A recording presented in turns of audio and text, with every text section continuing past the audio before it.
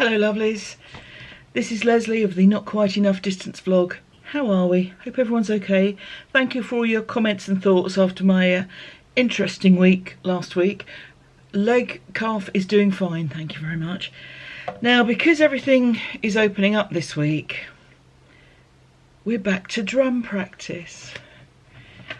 It's been a long day without you, my friend. So I have to get my drum practice ready.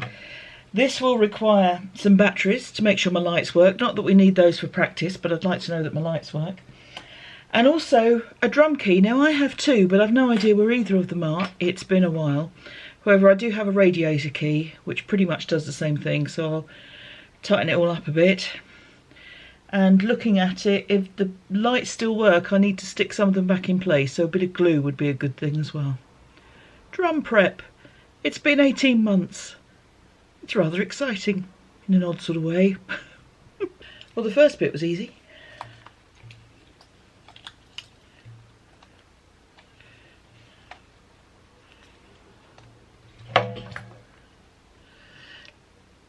Let there be light, and there was.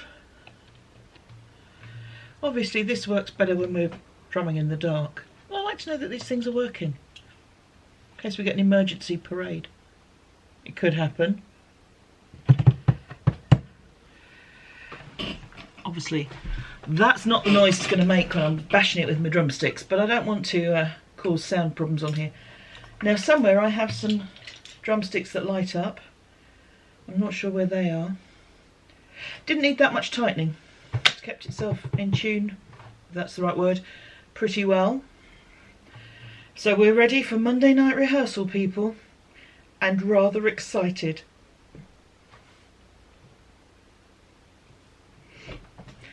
I won't be recording video footage because I know we've got some folks that they're happy to be recorded when we're all in our costumes and in our finery, but they'd rather not be recorded at rehearsal, which is fair enough.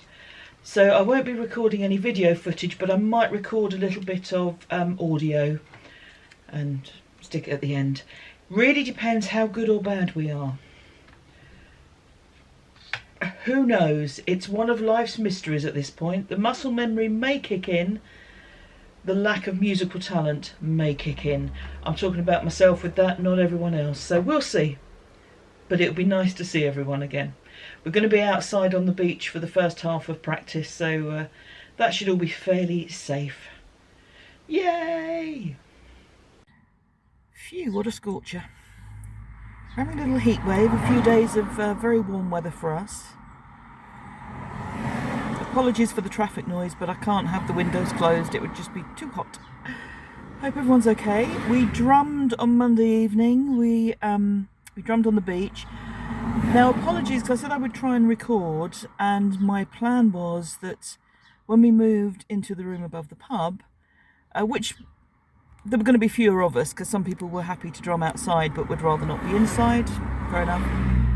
I was going to record that, but apparently that room then wasn't available. It had loads of stuff in it, so we couldn't get in there. So never mind, it was good fun. It was so lovely to see everyone. We didn't do too bad on the drumming. We played about 5 or 6 pieces. We started at the same time, we ended at the same time. We didn't go for our more complicated tunes, but it felt okay, so that was good. So I'm currently between ceremonies. I've been and bought myself a salad, so I'm going to have that for lunch in a minute. I think I'm going to stay in the car. It's so hot. I would normally say, oh, I'll go and sit on a bench, but I think it's going to be too hot out there. I think I'm better off in here with my windows open and the noise, but never mind. So all good fun. We've got this for a few days, this weather, so hopefully the weekend will be nice. I'm going to stop now because this traffic noise it's a busier road than I realised. Take care all. Hello lovelies. Sorry about the dodgy light and the glowing face. It's a bit warm and I've got the curtains drawn to try and keep some of the sun out. But I'm about to do some mending. Now, people who watch the vlog, possibly even last summer, Well, remember I did some mending on a couple of shirts that didn't go terribly well, and there's a pink shirt that I repaired a hole, and due to its position that's now called the nipple shirt. So I'm going to try something different, and I have got, of course I've got a gadget. I'm blaming Brenda entirely for this because she showed a gadget of this nature.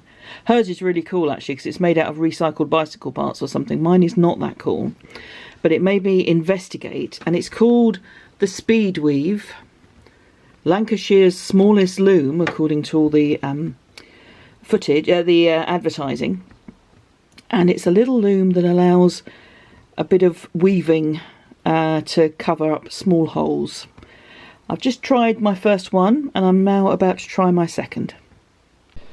So the wooden part has a groove and you secure the fabric over it, the tried and tested method of a lecky band. So then you slot the other bit in and you use the other elastic band to secure this to your fabric. Comme ça. And now I'm going to try and repair the hole. So what you're essentially doing with this is you're making a small woven patch to go over the hole. It's that simple. I am using some 100% cotton embroidery thread. I have actually got some fab sparkly stuff as well, but I thought the greys would be better with this particular shirt. And I do have a friend that says, why don't you just throw the shirt out?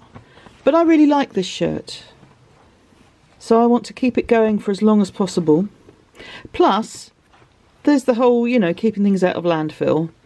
It takes an awful lot of water and all other resources to make a cotton shirt, so I want to make it last as long as possible.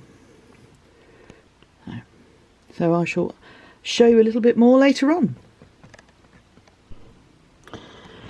So you can see that going to and fro these hooks, you've created effectively a warp, and now weaving front and back, you're putting the weft in, and when you move these hooks it brings one side or the other to the top so that it's easier to slide the needle through. Clever little device. Right, so I've done my little bit of weaving. I've got an end to weave in here. I didn't have a long enough thread on my needle, so I had to include another. And then when you get to this stage, you take it off the speed weave, which I'm trying to do one-handed, so apologies if it looks a bit awkward. And then you just sew those loops down and your patch is complete. So there we go. It's not the neatest thing I've ever done, but for a second attempt I'm happy with it. It feels more robust than the last repairs that I did. I did one on this shirt at the time, and this one, it feels a little stronger. On the back you can see that it's sort of secured around. So hopefully that will help this shirt last a little longer. If I hadn't ran out of thread, it would have been just a sort of gradient, which would be quite effective. I chose to get these variegated threads, but obviously you could do it with plain or whatever. But I quite like my little gadget, but then I do like little gadgets, as we know. And a little demo for you there. I suppose in theory you don't need the implement. You could just do some long threads and then weave in and out of them. But then you don't have a new toy to play with. Before I forget, I got that little speed weave via Etsy. So if it is something you think would be useful for you, or you know, a gift for someone or something like that, I can't remember the particular shop. There were quite a few doing them.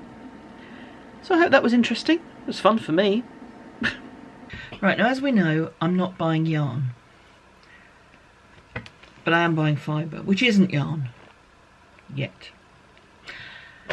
Lovely Almas of Witchcrafty Lady has decided to slightly change the things that she's concentrating her business on. She, I believe, is no longer going to sell hand-dyed yarn, so by all means check her out.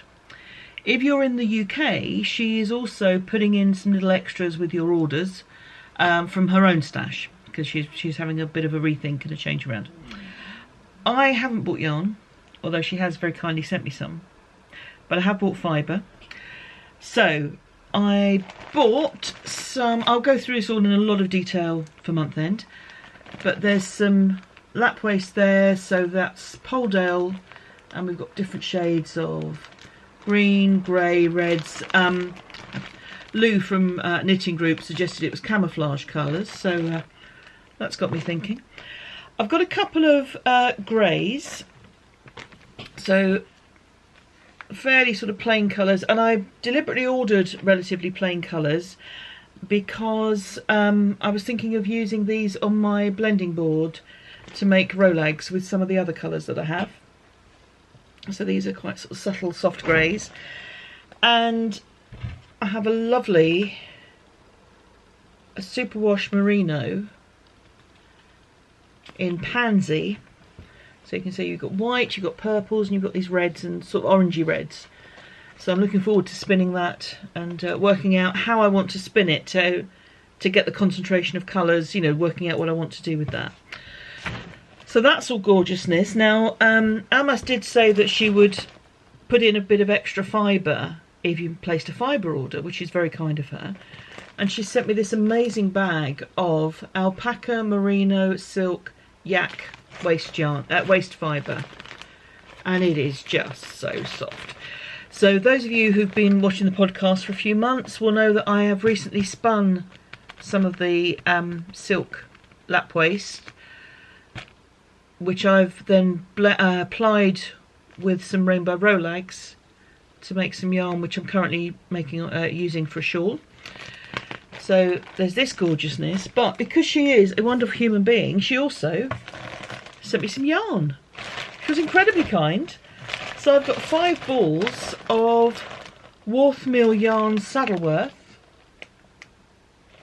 and it's, I don't know if it's going to show up, like I say, I will show it again at month end.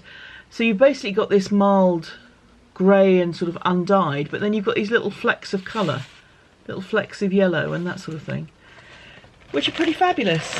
And there's some red and blue in here. It's not going to show, I will show it at month end. So thank you very much, Almas. Check out Witch Crafty Lady's Etsy shop, because she's having a sale of lots of gorgeous stuff, and she's posting on Instagram that there's stuff going in the shop fairly regularly. So if you're in the market for some yarn, I mean, I know I've bought fibre, she has fibre as well, and the things that she's sewing, because she's moving over to sort of fabric made things, so have a look, and there may be gorgeous things there for you. Happy mail.